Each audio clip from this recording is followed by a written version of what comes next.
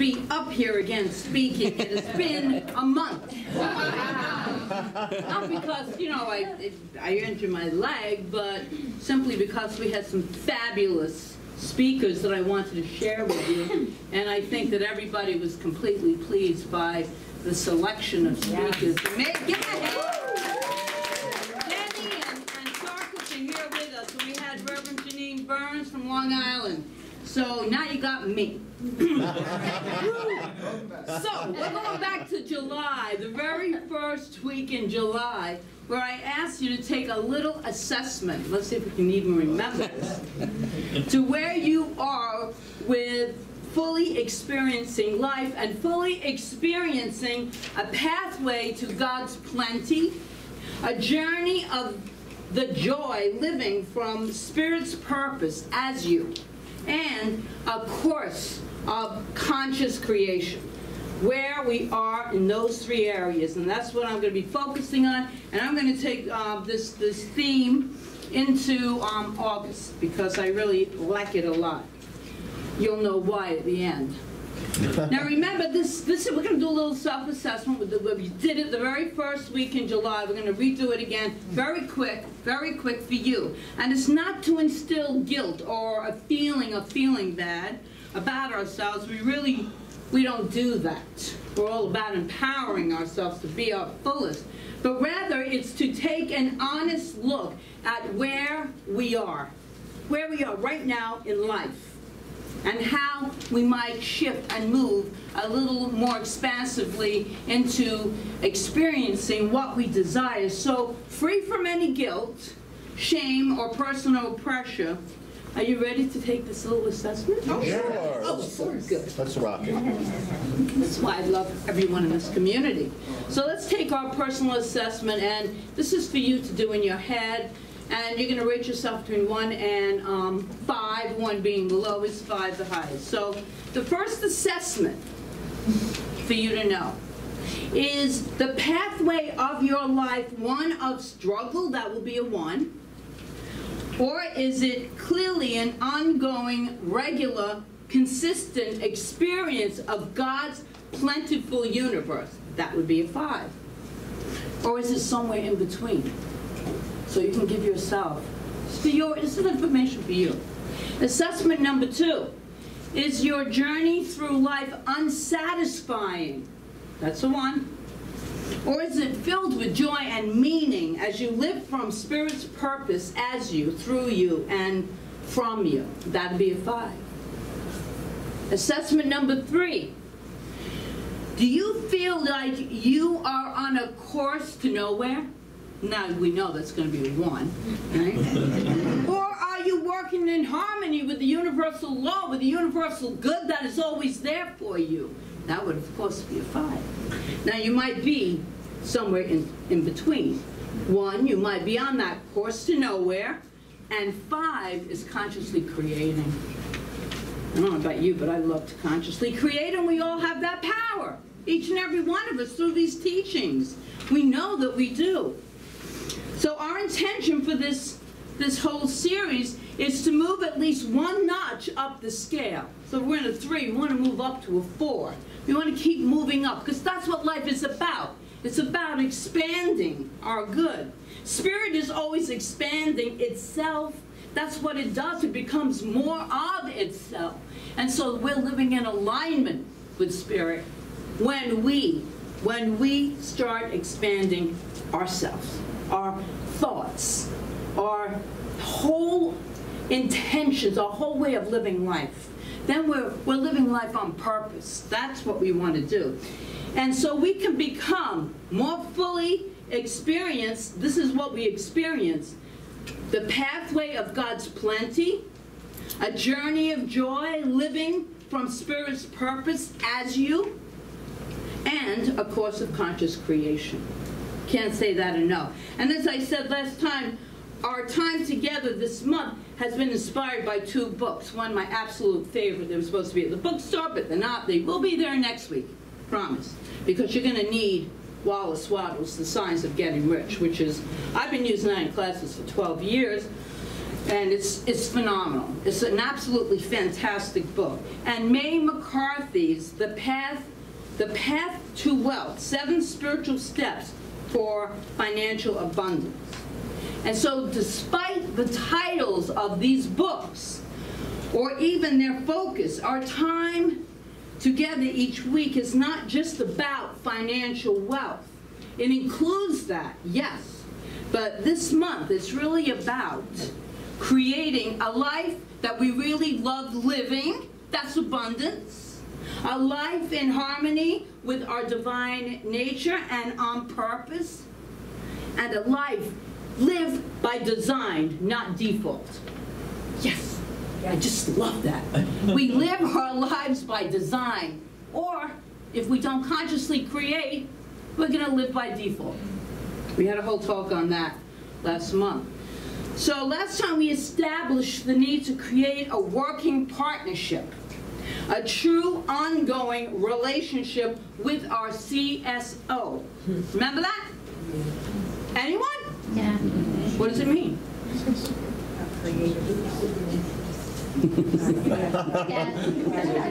Just yell it out. Chief Spiritual Officer. We have 2 people to remember. Thank you. So glad that you all listened. But thank you. Our Chief Spiritual Officer. Yes, CSO. I mean, each and every one of us have one. So it's developing our relationship with it. So what is it? And what does it really mean? Well, remembering our CSO is not separate and apart from us, right? It lives at our core, and yes, it's greater than we are. It is our divinity, our divine self, that part of us that is awake, that is aware, that is absolutely conscious, that cannot be disturbed, altered, or changed in any way. And I always say, thank you, God, for that. Because we as humans screw up enough stuff. So this we can't. So this is a great thing. This is our eternal self, our divinity. And that's our Chief Spiritual Officer. And we talked about, in that first talk, not just having this relationship with our CSO, when the things are going wrong, because a lot of times that's when we turn to spirituality, to God, when things are going wrong. But to have it in our everyday life, when things are going right, as the readings today about that gratitude, to be grateful all of the time, all of the time. So in our partnership with our CSO, you just have 4 things to do. 1 is decide what you want. 2nd, consciously stay in alignment with what you want. Be grateful for it, and act on whatever guidance you get along the way. Very important. Your charge at the first week in July was to begin doing all of that and to let your CSO take care of the rest. And what is the CSO's job then, you might be thinking? Who said it? Everything else? Everything else! That's the woman that takes notes there. She does. She has books and notes. Everything else we desire, we know clearly what we want. But we don't have to worry, remember, about how it happens. That is the job of the law, of the CSO, the law of God, actually. That substance, Wallace Wattles talks about, that gives us back what we put into it. So everything else, the guidance, the love, all of the manifestation is taking place in that substance. But we hold firm to our desire of what we want, our intention. Your charge was to begin doing all of that. And also creating, or this is the CSO's job too, to create a clear path.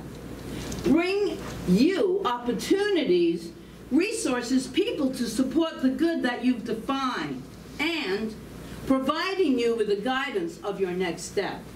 1 step at a time, which I love that. It's divine right order. Moving 1 step at a time. Sometimes our vision is overwhelming. It feels overwhelming. It's so large to our human mind, to our little selves. But if we do it 1 step at a time, That's when that divine guidance is coming in, and eventually you're there. You feel it, you know it. So now that you've established that relationship with your CSO, which you were supposed to be doing over the last month, those of you who remembered what the CSO was, it's time to start having, okay, this is our theme for today, daily meetings. Talk, so today's talk is called the Divine Agenda, because we are going to have meetings with our CSO, which support our 4 things, which are: decide what you want. I'm not going to say this enough. Consciously stay in alignment with what you want. Be grateful for it in advance, and act on whatever guidance you get along the way. And I want us to really get that. To really get that, because that's the creative process. That's what Science of Mind is all about. So New Thought is all about. Living a conscious life and creating in alignment with the divine. May McCarthy suggests that we make a commitment to having this meeting with the CSO for 90 days, she says, and just see what happens. But I am offering you a challenge, a 30-day challenge instead, because 90 just seems like, you know, because then you have to go all the way back to the beginning. So 30 is, I feel, kinder. And Wallace Wattles also agrees with that. So today we will take a look at the agenda that you're going to be having for your meeting with your CSO. And I promised everybody that they would receive a tool to support them in setting that agenda. And in fact, it is readily available to you. You just might not know it. All you have to do is reach out and take it, because it's in your bulletin. That's how instantaneously the universe manifests. Amazing. Now, and that should be a metaphor for our lives. Ask and ye shall receive. When you're ready, when you're in alignment. So agenda item number 1, daily inspirational readings. So has anyone here heard of, I know you have, Bob Proctor? Very well known, is in The Secret, well-known guy. But it's definitely a guy who experiences a pathway of God's plenty. He's a major manifester, a journey of joy and purpose, and a course of conscious living. That is definitely him. He says that we should read, dissect, and study this book, The Science of Getting Rich. And then read, dissect, and study it some more. Specifically, he believes everyone should read 4 particular chapters in that book. And that's chapter 4, 7, 11, and 14. Now, if any of you are with this for 30 days in a row, and if you skip a day, you start over. But if anyone's seen The Secret, I mean, when I first saw that movie, I don't know, what was it, 2006 or something? 7, I don't even remember. But I said, you know, people are watching this movie, and they're not going to know how to manifest. They're going to think they're failures even more than when they began, because no one's giving them, like, tools to use. So I created a class, the Law of Attraction class, way back, like 10 years ago.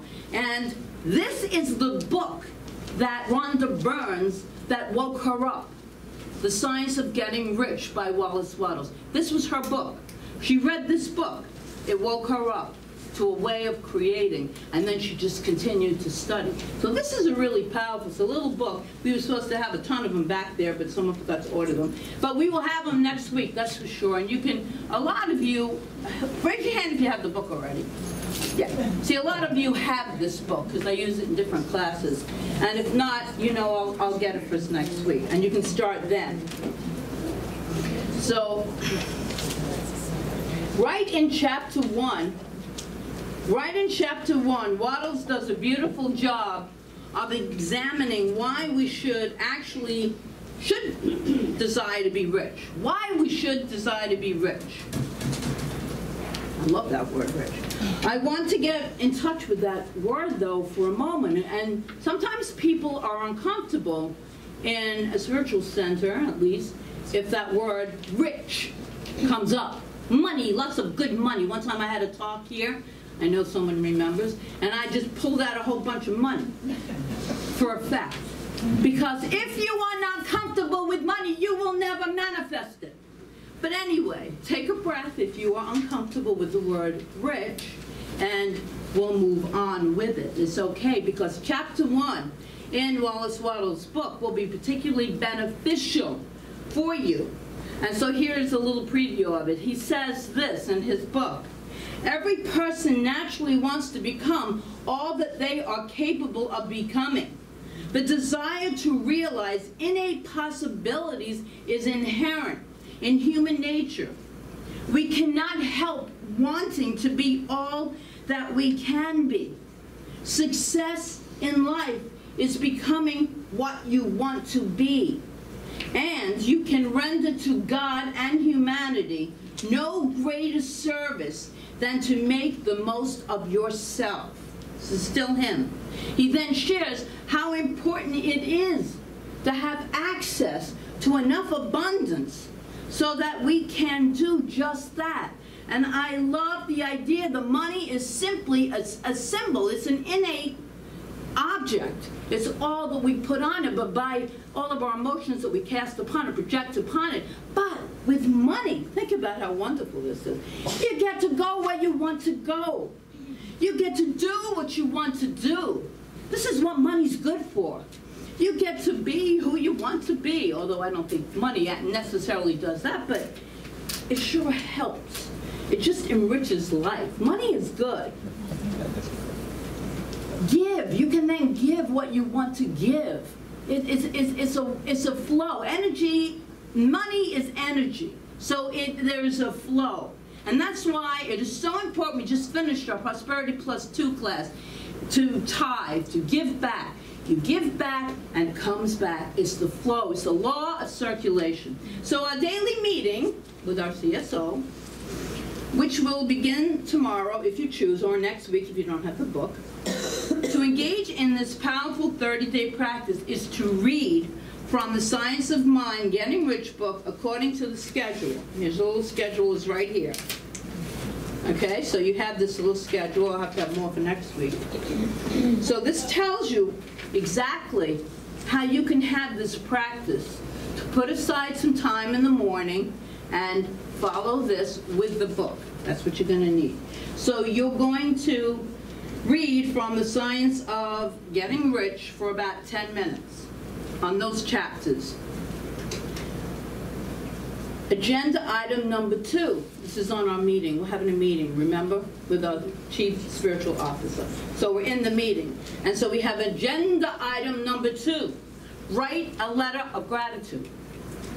Deborah Norville, TV anchor and journalist, once said, "What I've learned is there's a scientifically proven phenomenon that's attached to gratitude, and that if you consciously take note of what is good in your life, quantifiable benefits happen." And that's a pretty cool statement coming from the secular world. Here's another one coming from our New Thought world by Eric Butterworth. And those of you who know him know that he is phenomenal. And this is in his book, Spiritual Economics. He writes this: all of the substance of the universe, all the wealth that has ever manifested itself or ever will manifest itself in this world is present right now. This is why Jesus said, "I came that they may have life and have it more abundantly." He means a life that is rich and fulfilled, healthy, prosperous, loving. This is still Butterworth, only me speaking him passionately. Okay. Only our lack of perception, lack of a grateful heart keeps us from experiencing it. It's already present. This is such a deep shift in consciousness. If we can get to that place of really believing that is already present, really believing it. We have the choice to be great or small. When we are grateful, we are great. When we become lax in the expression of gratitude, we become little people with little minds, leading little inconsequential lives. We don't want to do that, right? No. We want to live beautiful, abundant, fulfilling lives. That's what we were meant to do. And I always go back to the analogy of little children. They do. They don't know about lack and limitation until they reach a certain age. They come in expecting everything. They demand everything be given to them. And you know what I'm talking about. So we certainly don't want to be leading little, inconsequential lives. Our next 10 minutes of this morning practice, this is on our agenda, is meeting with your CSO, is writing that letter of gratitude, right? It doesn't have to be long, but write a letter of gratitude. It's a form of dream building with gratitude. You do it in your journal, do it anywhere. This is the place to write about your dreams, about what you want to experience in life, your visions that you haven't yet achieved. They don't look like they're in your life yet. I mean, you know when something's in your life. I mean, everything's present, but you know it. You know, you got to be real also in our human realm. But we're holding this vision as if it already is. So in your letter, you're expressing gratitude for your dreams as if it already has been fulfilled. And as you are writing, you might be inspired to write down dreams that you hadn't thought of. That's the beauty of writing something. Things pop up. I know as a musician, a couple of musicians, you know what I'm talking about. I mean, you just don't think it, but when you start writing, you're accessing a different part of the brain. And so dreams that you hadn't even thought that you wanted come forth. So consider these divine inspirations. So the biggest obstacle we have to experiencing a life we would love to live is our own limiting belief system and doubts. Remembering that doubts are killers of our greatest dreams. The minute you start doubting, you've nullified to the law what you want to achieve. You've nullified it. So doubts, we have to be very careful with doubts. Someone pretty smart once said, "It is done unto you as ye believe." What are you believing? What are you believing? It is our unbelief, our lack of faith, that keeps our dreams, our good away. That's what's keeping it away. A daily gratitude practice such as this one helps us develop our faith and our beliefs. It helps us. As part of your daily meetings, write a new letter every day. It is perfectly fun. If you really want these teachings to come forth into your life, I'm giving you a really great practice to do every day for 30 days and see what happens. So as part of your daily meetings, write a new letter every day. It is perfectly fine to repeat gratitude statements. But each daily meeting should launch fresh inspiration and gratitude. And the agenda item number 3 is read your letter of gratitude out loud. Hearing yourself speak your words out loud anchors them more fully into your consciousness. I remember when I was first learning how to do what we call spiritual mind treatment, affirmative prayer, I would be in the car and I would be praying for maybe an hour if I had to drive somewhere. I was praying out loud, out loud.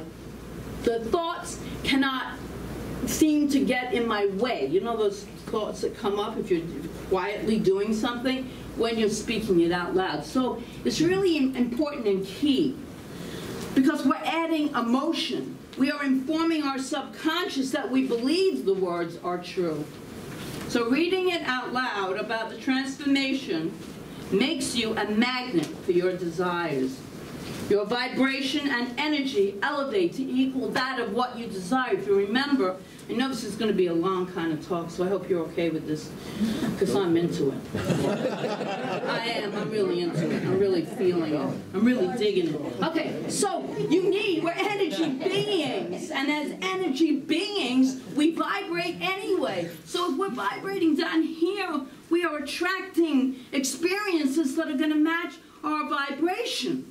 But the minute we start, especially with gratitude, moving up that scale and getting to a higher level of vibrating, we are going to attract those activities and visions and dreams that we really want to experience, because we're a vibrational match for them. You can't experience something you don't believe in. You can't. You really can't. And if you do, you won't even like it. You won't. Because it's about the feeling state. It's always about the feeling state. What do we want to feel? So reading it out loud, we're back to that, starts the transformation to make you a magnet for your desires. So McCarthy writes this, May McCarthy writes this in her book. Here's what I believe is happening when you speak your words out loud. As you use your thoughts, words, and emotions in harmony with each other, you put yourself in a position to attract what you've focused your attention on. You become a magnet for your good and start to see opportunities and possibilities. Agenda item number 4. There's only 5, so. Visualize. Visualization. See and feel yourself living the life. We did this in Prosperity Plus, too. It's like, come from the vision. This is the vision that you hold for your life. What does that feel like? Get in touch with the feeling of the vision. And then act as if you're already in the vision. Feel it. Feel it. Absolutely know what it feels like. See it. See how you feel in it. It has been proving that seeing in our mind's eye brings experiences into our world. And we know this spiritually. The sports world, right, you know this, has already been doing this for decades. Michael Phelps, who has more Olympic medals than anyone else, has been visualizing since he was 7 years old. Watching what he calls, I love this, the videotape of the perfect swim in his mind. He's videotaping in his mind. And he's projecting, like with the movie theater here, and he's projecting it into the blank screen of life. So he's creating it. Each night before going to sleep, he mentally mapped out his ideal swim for the next day. How powerful is that? Golfer Jack Nicholson, another one that uses it. Muhammad Ali. And basketball star Michael Jordan. All of these people have been using visualization, acting as if it already has been done. According to Mind Movies co-founder Natalie Ledwell, when people learn how to use visualizations, they gain the ability to mentally condition themselves for unstoppable success in all kinds of life events and goals, just like Michael Phelps. So take a portion of your gratitude letter and for 5 minutes, visualize it. Put yourself in it, see it, feel it, live it. And then there's an optional item to finish this for the agenda. Record any guidance that you receive during this entire process, if you choose to. Because I'll tell you, you can actually, when you get that divine guidance and you follow it, that's the one step at a time. Following what intuitively feels right. It's amazing how wonderful, when you're in a spiritual practice, your intuition does kick in. And when you follow it and do what feels uncomfortable, that feels like a huge change, which you know the ego hates change, we are manifesting our dreams and our desires beyond anything we can imagine.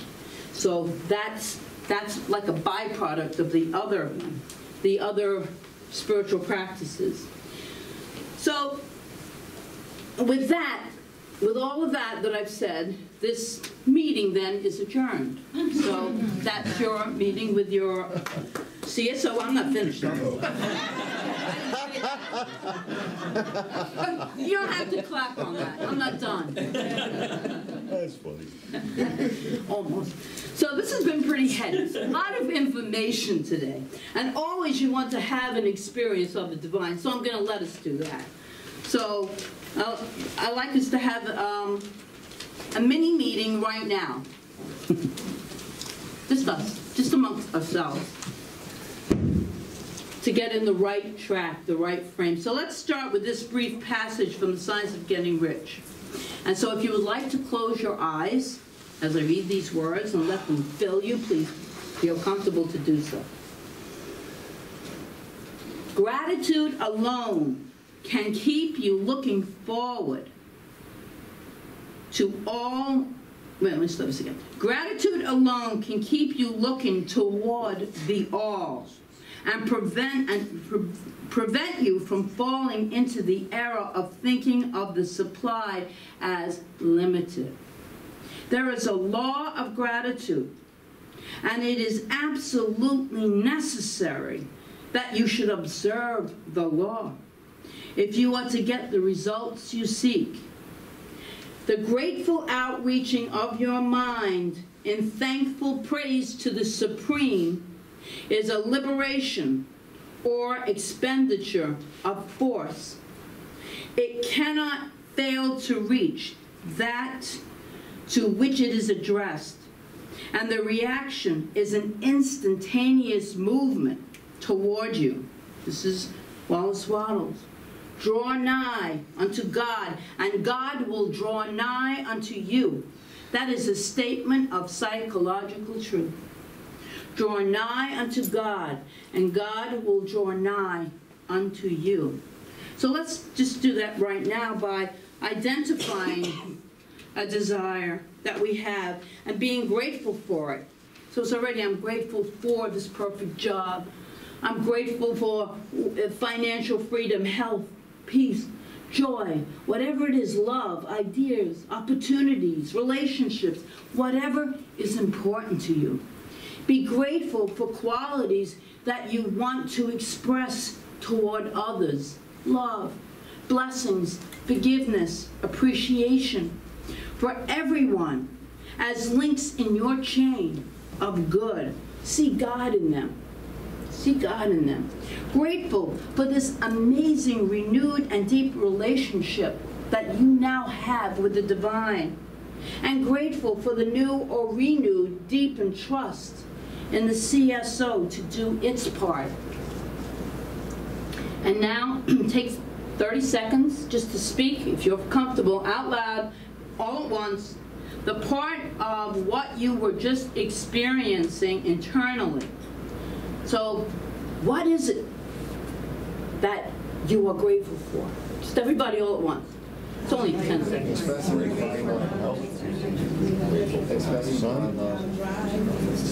Spend time with them. Grateful to play awesome guitar. Have an awesome voice. Have wonderful friends in my life. Beautiful. You're surrounded by beautiful people. And so finally, we would take 30 seconds to see ourselves living in your mind's eye, the life we love. This life in harmony with our divine nature and on purpose. And this life lived by design, not default. How beautiful, how wonderful, how holy, holy, holy this is. I know it is so for each and every one here, and so it is. So it is.